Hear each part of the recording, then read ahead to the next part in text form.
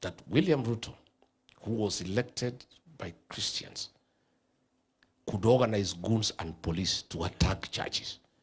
Hakuna mtu naamini mpaka wa leo. People are in shock. This was a man in church every Sunday. He was even singing our songs in our language. Sijui nani alikuwa anamfundisha. Sijui kama ni Ichongo. He was singing our song. Kaiwa magegania nini, what, you know. The man becomes president and turns against the church.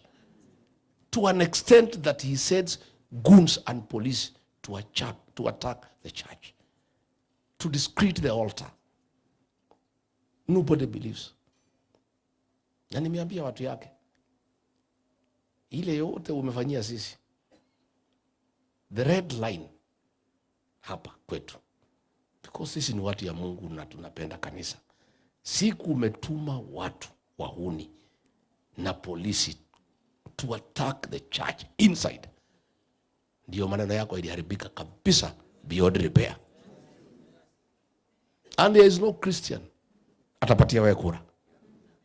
Because hii kutuma watu kuattack kanisa. Mpaka wa leo hiyo watu they are scot free. They attacked Mwiki Church. Hakuna mtu anauliza hao. Wakaambiwa kwendeni mwattack Kariobangi. Wakaambiwa endeni Wetima. These goons and police are free. And these attacks on the churches was authorized by William Ruto himself. And he is the one covering these people. And for that, the Christians will pray you out of power. They will not only pray you out of power, they will vote you out. Because other than praying, wako na kura. Na hiyo kitu imetushangaza. How? Hata kama ni nini? Please. Kanisa ndani. Kanisa la Bwana unatumana wahudi na wakora ndani ya kanisa. And you don't seem to care. Those criminals are free. Na ni wewe umesema wasishtakiwe. Because you are the one who did it. So mimi naomba nyinyi. Mimi nalaumiwa. Mimi nimekubali makosa yangu. Lakini mimi nimejitetea kwa raia wamenisamehe. Nimefanya kazi mpaka wanasema hapana.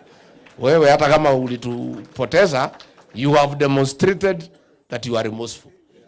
And you have shown the intention to correct the mistake that we made for the people of this country. Because the country is in pain. The country is in anguish. Masomo ya Mwai Kibaki imeharibika. University financing watoto wako nyumbani. Mambo ya NHIF imekuwa replaced na mnyama anaitwa SHA. Goons are part of the National Police Service. Destruction of property. Watu kuuawa. Abductions. Extrajudicial killings. We did not know as Christians that happened to Tarete, Kenya. So mimi sitaki mujilaumu. Because hata nyinyi mngefanya nini? Mtu anakuja kanisani kila siku for 9 years na Biblia na kusema ameokoka. You could not judge him. Si mlikubali? Sasa msijilaumu tena, tusaidiane turekebishe. Turekebishe. We cannot keep on crying that tulifanya makosa. Hata mmeambiwa tu sasa hadi sitaomba msamaha tena. Sasa mtupatie nafasi turekebishe. And tutarekebisha. We are going to rectify the problem. We had an MOU William Ruto signed with the church. Siariruka. Hakuna, there is not a single promise that he made with the people of Kenya that he honored. An MOU was signed at the current residence by 1,000 pastors. I was there. He committed several things. Mambo ya kanisa, registration of new churches, he committed. Mambo ya waiving of stamp duty for land bought by churches. Mambo ya musical instruments for the church to be duty free. All those things he committed. Alipoingia, ameruka. Not just the church, ameruka ya kila mtu. So, we will rectify this problem. You know, hapa kwetu wanasema kufanya makosa si mbaya. Shida ni kurudi? We'll correct that mistake. I want to say thank you very much, good people. Continue praying for this country. Bad as things are, God is still in control. And I want you to continue giving hope to our people. Wasikufe roho, tafadhali mtusaidie. Because if they give up, we'll have a lot of problems. I am aware that in this region we are having a big problem of depression and suicide, of people who are helpless and who have given up in life because of the economic hardships that is affecting our people. I want to plead with the Church of Christ. You, good people, servants of the Lord, help us to give hope to our people. Don't allow them to sink into depression and helplessness. Give hope, give them hope for a better tomorrow. Wajue ya kwamba, even in all these difficult circumstances, God is on his throne. And he'll come through for the people of Kenya. And they should not worry, it's just a year from now. We will fix these things. Next year is not far. It's not far.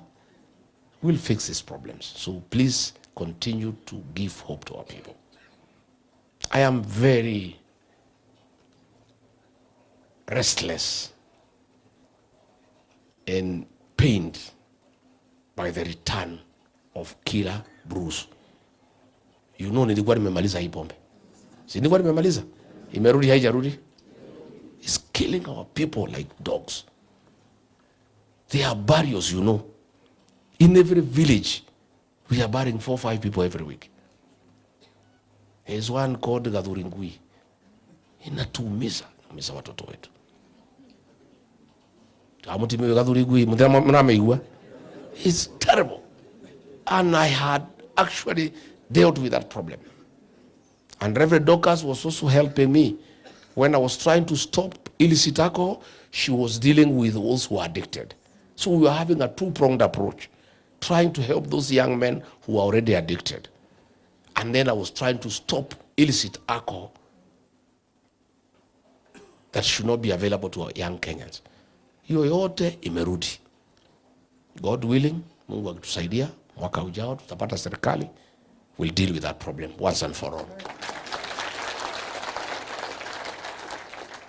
I'll deal with that problem. Because I dealt with it, 70% I was successful. It was remaining 30%.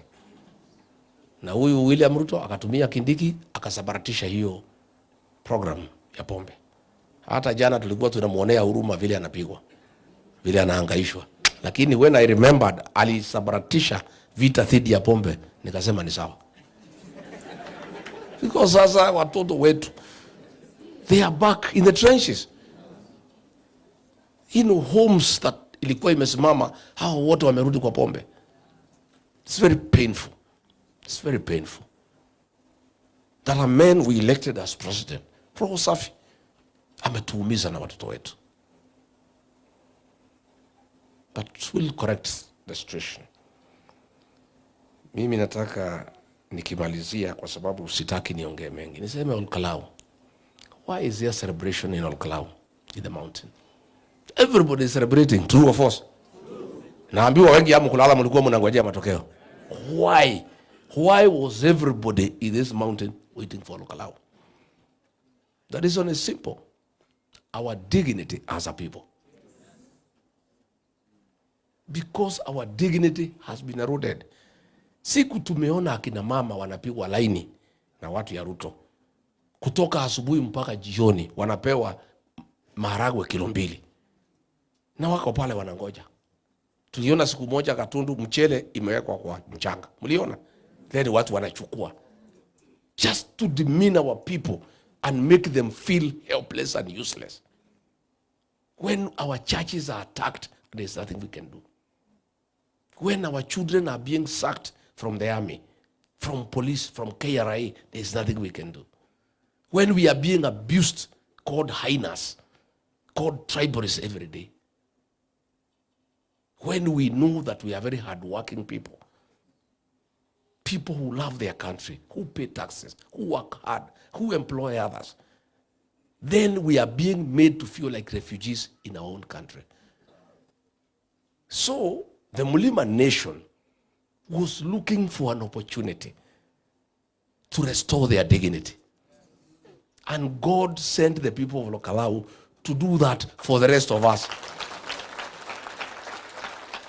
And they did not disappoint. The people of Kalau did not disappoint. They have restored the dignity of our community. Everybody is feeling good and happy and proud to be who you are. The Kalau by-election had nothing to do with the development. It was an opportunity for the mountain people to restore their dignity. And it has been restored.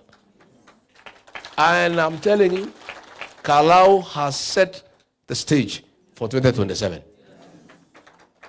The 2027 election for the people of the mountain, it will not be about anything else but the dignity of the community. The people will come out in millions. There will be 98% voter turnout for the mountain people to go to the ballot and restore their dignity as a people. Because they feel bad that they were misused and they were deceived. You deceive people, you cheat them, then you betray them, then you call them names. These are people who gave you votes to become president. Then you deceive them. All the things you promised them, nothing. You have done nothing. Development projects, nothing. Barabara, nothing. Water, nothing. Electricity, nothing. Then you destroy NHIF. You destroy education system. Then you betray them. You mobilize everybody else to gang up against them. Then you sack their children from the jobs. Then you demean them and humiliate them. Then on top of that, you abuse them. You insult them. You gather leaders to abuse the community, to call them all manner of names, to make them feel small, to make them feel useless, to make them feel helpless. These mountain people are waiting. They have a date with destiny.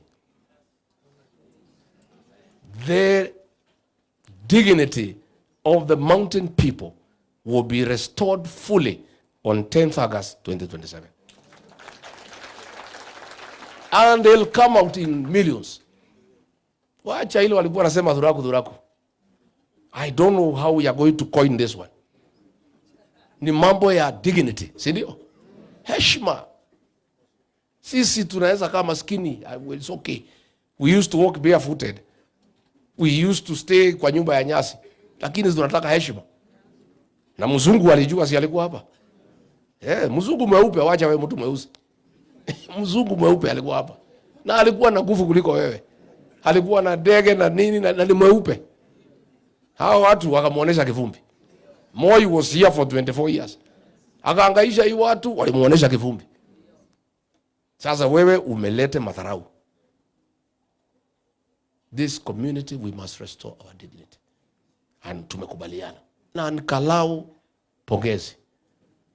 Umetusaidia. You have set the standard on how a community can claim its dignity. Hiyo kijana walikuwa wanamuita chokora. Madharau. You know, mtu kijana amesoma mpaka university ako na degree in agricultural economics. Wanamuangalia tu wanasema huyu ni chokora. Wakati Kalau akasema, huyu ndio mnaita chokora. Ataenda bunge. Tutamsafisha, tumuvalishe, ataenda bunge hiyo ya kitaifa. That is how serious our people are in matters dignity. They may be poor, they may be having challenges, but they have absolute value for their dignity as a people. Na mimi naomba tusaidiane, tutafute heshima ya jamii. Sasa, hao watu sasa, I don't know what we do. KCC, for 5 months, milk farmers have not been paid. Wale wanauza maziwa Nyahururu, bado. Meru, wapi. Because they want these people to be beggars. Instead of paying them money for their milk, wanataka wakae wagojee 200 waletewe na mheshimiwa. It's an economic strategy to impoverish people so that you control them. But the people of Kalau have shown no. Pale. Hao Marere wanamwambia pale Kalau. Hujaona mambo ilikuwa pale. Huyo kijana anaitwa Chokora aliwindwa na mawaziri 7. principal secretary 16, CEOs of parastatals 41, wabunge 91, magavana sijui 4, polisi 2000, goons sijui ngapi. Juu ya hiyo gari ya moshi, juu ya hiyo meli, juu ya hiyo gas cylinder, juu ya hiyo mattress, juu ya hiyo blanketi, juu ya hiyo viatu. Lakini mtu aitwe Mungu, aitwe Mungu. Mungu aitwe Mungu. President mwenyewe ndiye alikuwa anafuatilia na deputy president. That the people of Kalau stood up to a president, deputy president, 7 cabinet secretaries, 16 principal secretaries, 41 CEOs of parastatals, 91 MPs, 2,000 policemen, was my chiefs, assistant chiefs, wazee ya nyumba 10. I'm telling you. But our people of Kalau said, no, this is about our dignity. You know, my MPs, they were being abused in parliament by Kalenjin MPs. Bwana mwambia hiyo watu wa Kalau mtajua Ruto wako na pesa. Nyinyi ni watu ya pesa. Nyinyi mnaweza uza hata mama yenu. Si mlipewa pesa mkatoa deputy president mti yenu. Na nyinyi ni wabunge.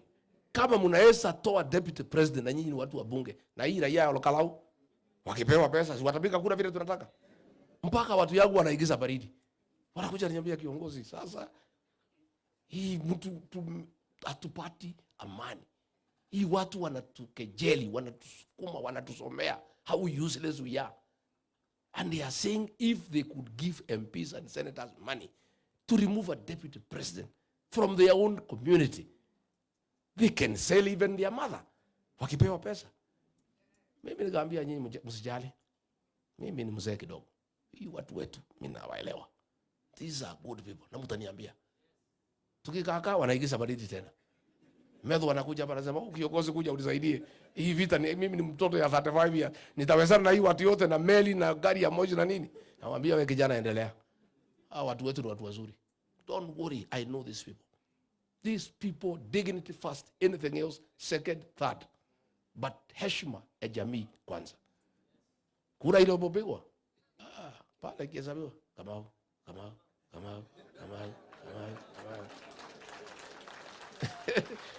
And not just that. The people also stopped the police and goons from stealing the election. Women, they were even more ferocious. Akina mama waliingia kwa nyumba, mtu anatoka na panga. Mwingine anachukua shoka. Wamama pale Kalau. Nasema hakuna mtu ataiba uchaguzi. They stopped the police armed with the AK-47 assault rifles, M16 automatic weapons, tear gas, nini, the whole system ya serikali, it was stopped by women and young men. Our dignity. And therefore, those who are complaining we are celebrating, we are not celebrating the win of Kalau. We are celebrating the restoration of our dignity. We are celebrating the power of God. That Mungu amesimama na watu wake. Na amesema hata kubali waibishwe. We have been humiliated enough as a community. We have been persecuted enough as a community. We have been called names by a government that we elected into office. Wale ambaye tumechagua wanatukana sisi. Huyu Duale anatukana sisi. Aliletea Ruto kula 7,000 ambaye hiyo ni kura ya MCA hapa kwetu. Si ndio, si ya MCA. Alimletea 7,000 and he's abusing us and calling us highness. Tumesema tumekubali. Hii ofisi wako, ofisi wako. Wataamuka mapema. Watakula wewe, wakutafune na wakumeze. Please, let's restore our dignity. Nasema KCC, farmers have been paid for 5 months. I hear they want to buy it. We are saying no. KCC ilikufa wakati ya Moi. When Kibaki came to power, he revived new KCC under Eliud Matuamai na ikasimama.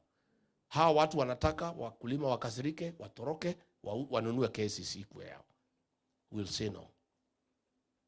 These people wamenunua Delaru. Delaru ni ile kampuni ya kutengeneza pesa. na tunafikiria wanataka kutengeneza pesa ya campaign. Then kutakuwa na inflation. You know what Moi did in 1992 wakati ya note ilikuwa inaitwa Jirongo? He imprinted money. And then there was inflation that almost brought the economy of this country down. I have been told unajua sasa wazungu wameanza kunitafuta. Wanasema ile mtu wa kusema ukweli ni Rigathi. Mkitaka tusaidike, tafuta yeye. Sasa juzi hapa Nyanyuki, iko askari wanaitwa Johnny. Iko program inaitwa Batuk. Hao watu ya Ruto, mtu anaitwa Nelson Koech na Ruto mwenyewe wakademand 3 billion. Ndio hii wazungu so that they can renew their contract waendelee kukaa pale. Wazungu wakataa. They decided to relocate to Tanzania. But then they love Kenya. So they wondered who can bring this matter to public attention. Wakaambiwa kwa hii Kenya, ile mtu anaaminiwa na watu. Akisema kitu, watu wanajua ni ukweli. Wakiambiwa hii mtu anaitwa Rigathi. If he tells you your wife is pregnant, go and buy diapers. Na waanze kujipanga. Serio? So hii wazungu wakanitafuta. Wakanieleza we were to lose 500 jobs and the economy of Nyanyuki imeshikiliwa na hiyo wazungu wa Uingereza. We would have lost Nyanyuki. And these are my people. So when hii wazungu waliniambia nikaambiwa, nikaongea hiyo maneno.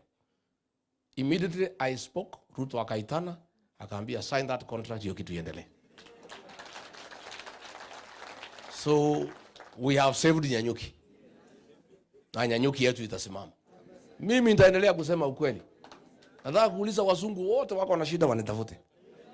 Sasa wazungu wamenitafuta kutoka Jerumani. Contract ya kuprint pesa ya Kenya when the Laru ilifungwa ilipatiwa some German company. For the last 4 months they have not brought any currency to the central bank because wanaambiwa hiyo pesa inakujaga Nairobi. They are being told to deliver the money to Mombasa because iko pesa imekuwa printed over and above what the central bank has asked. Na hiyo pesa ni ya uchaguzi. Those Germans have refused. They have refused. Wanasukumwa sana na deputy governor wa central bank anaitwa Susan Koech that they should bring the money to the port of Mombasa so that some of the money can be taken aside. And the Germans have said no. Najua hii wazungu macha walituhangaisha hapa pia ni watu wangwana. They are very credible people. So we are asking William Ruto, please stop forcing the Germans to offload currency in Mombasa. Let the currency come to Nairobi and it be documented that inaenda vile imeagizwa na Central Bank. We don't want you to divert money for your campaign because that will cause inflation in the country. I think ameona hii Laru because imefunguliwa juzi, it might take time. Na vile amenyolewa pale Kalonzo, he needs more money. Pale Kalonzo imetumia karibu 16 billion. Projects 14.5 billion, cash 1.5. Sasa tumehesabu pale kura moja ile amepata moja ni milioni 3 kura moja. Sasa kwa hii kura ya Kenya, if he spends 1.5 billion in every constituency out of 290, we are talking almost 400 billion. He'll have to print money because that money is not available. So we want to tell the Germans, please stay firm. Don't divert our currency to Mombasa. Take the currency to the central bank in Nairobi the way it's supposed to be done. Na hiyo maneno tutaendelea kusungumuza. Si ndio? Finally, you know, people are not foolish. You can cheat some people sometime. But you cannot cheat all the people all the time. Huyu my former boss alidanganya sisi yote, akaleta kitu inaitwa hustler versus dynasty, ya kupiganisha watu maskini na matajiri. Sisi kwa sababu wale wengi ni maskini tukaunga yeye mkono. He convinced watu ya Kenya ati shida yao ni matajiri. Shida ya Kenya si matajiri. Our rich people are very important people for our economic development. But he convinced us that the problem of those who are down is those who are up. So he brought a narrative called Hustler versus Dynasty. It has collapsed. Akareta ati Hustler Fund. Ati unapewa 500 uanzishe biashara. Which business can you start with 500? It has collapsed. Mekwama. Akatoka hapo. Alisema bottom up economic transformation. Ati mtu atoke chini, aende juu. Ati mtu ya bodaboda, ati atoke kwa bodaboda, ati anunue Sienta. Ati atoke kwa Sienta, anunue Nissan ya box. Ati atoke hapo, anunue bus. Hii vijana ya bodaboda, instead yao kupandishwa wakanunue Sienta, bei ya spares iliongezwa na bodaboda yenyewe ikaongezwa. Wakakwama. Si ndio? Haya, akaleta ingine ati pesa mfukoni. Ati watu wataweka pesa kwa mfuko. Kuliko aweke pesa kwa mfuko, ile kidogo ilikuwa kwa mfuko akafanya nini? Akatoa. All the things he promised ikakwama. Sasa juzi akaleta ingine uongo. Ati Singapore. Ati nataka Kenya ikuwe kama Singapore. You know, afikiria Wakenya ni wajinga. Wakenya akamwambia wewe, tumekujua. We don't want Singapore. Wewe tengeneza hapa Kenya kwanza. Hiyo ya Singapore ikakwama. Sasa leo he has come up with another con game deception. Very big one tonight. Ameita ma-TV saa moja. Saa moja leo. Amepanga wa Kenya the way he'll con them and deceive them. Sasa leo saa moja. Nimwambie nisimwambie? Ati ameita State of the Nation address. Do you know what he is coming to do? Ati to launch Kenya Vision 2060. This guy thinks Kenyans are fools. Ati he is coming to launch Vision 2060. Ati apangie wa Kenya vile watakaa from now to 20. Ile 2030 aliua. Si ilikuwa 2030 ya Mwai Kibaki? Ameua hajaua? Sasa wewe umeua Vision 2030. Tonight you are calling Kenyans to deceive them that you are launching Vision 2060. The sad part, which has made me very uncomfortable, that he wants to appoint retired President Uhuru Kenyatta to be the team leader. Sisi namwambia my elder brother President Uhuru Kenyatta, please usikubali kuingizwa kwa hiyo matope. Wakenya watakuchukia na watakudharau. Si ni uongo? Ati 2060. Ile kazi tumekupatia umefanya. Unatuambia mambo ya 2060 ya nini? Na kuna kazi tulikubaliana ufanye. 4 years down the line you have done nothing. On 10th nitatoa taarifa Ruto at 4 years. So wewe William Ruto tonight, unless now because nimekutangaza ubadilishe. Because mimi nakujua ulikuwa unapanga kuja kudanganya wa Kenya at Vision 2060. At then our son Uhuru Kenyatta, mfalme wetu, kiongozi wetu, ati umuingize kwa hiyo matope, ati aongoze uongo. Hiyo si ni uongo? We don't want our son President Uhuru Kenyatta aingizwe in that mix. We want President Uhuru Kenyatta apatiwe nafasi to retire in dignity. Alitufanyia kazi miaka 10, apewe nafasi apumzike. Kama Uhuru kuna kazi anataka kutoa maoni, angoje next year tukichukua serikali akuje atushauri. Lakini asikubali. President Uhuru Kenyatta must not agree to be drawn into that deception. Na akikubali ataaibika. Hata ile siku Ruto walienda Ishaweri, si Uhuru aliaibika. Watu walipiga kelele sana. We don't want, wewe Ruto, don't drag our son into that nonsense. Wewe weka Kipchumba Murkomen akuwe team leader wa hiyo kitu. Ama ile Francis Atoli. Si yako na watu wengi? Si apatie Atoli. Give one of those characters mnakaa nao. What I urge you to do, Bwana President, tonight, when you come to the TV at 7, many Kenyans have been switching TVs off when you come there. True or false? Please take time. Tell Kenyans why you ordered abductions of Gen Zs. Yeah?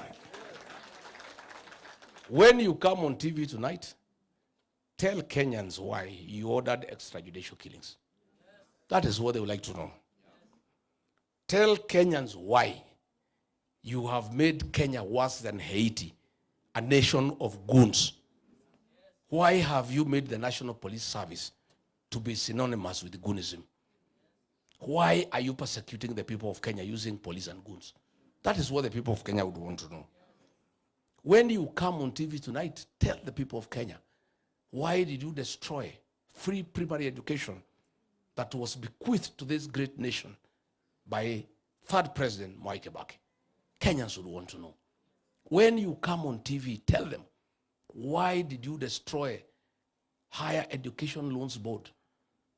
That model that served every Kenyan, I included, and brought something nobody can understand. When you come on TV tonight at 7, Kenyans would want to know, why did you interfere with the NHIF that was working? Instead of improving it, you brought an animal called SHA that is not working. That is what Kenyans want to hear from you. When you come on TV tonight at 7, after umemaliza mambo ya 2060, and please leave President Uhuru Kenyatta out of it, get time and tell us why you have pretended over the sale of public assets that belong to the people of Kenya. Tell the people of Kenya why, despite Rigathi Gachagua having dealt with the illicit brews, why you brought them back to kill our children. Kenyans would want to know. Tell the people of Kenya why you have made corruption a way of life in this country. Why? Those are the things that concern our people. And finally, tell the people of Kenya why you are abusing them. Ukiwa juu ya gari. Tena uambie watu ya Kenya, utatoka juu ya gari lini uingie ofisi ufanye kazi. Si ndio? Mwai Kibaki, mliona juu ya gari? Hata siku moja. Kazi ya Kibaki inaonekana haionekani. Waambie wa Kenya, utatoka juu ya gari lini uingie ofisi. You do some bit of work kidogo, hii mwaka moja imebaki, kabla uende nyumbani. Na hii madharau wacha kutuma kina Duale na nini kutukana watu.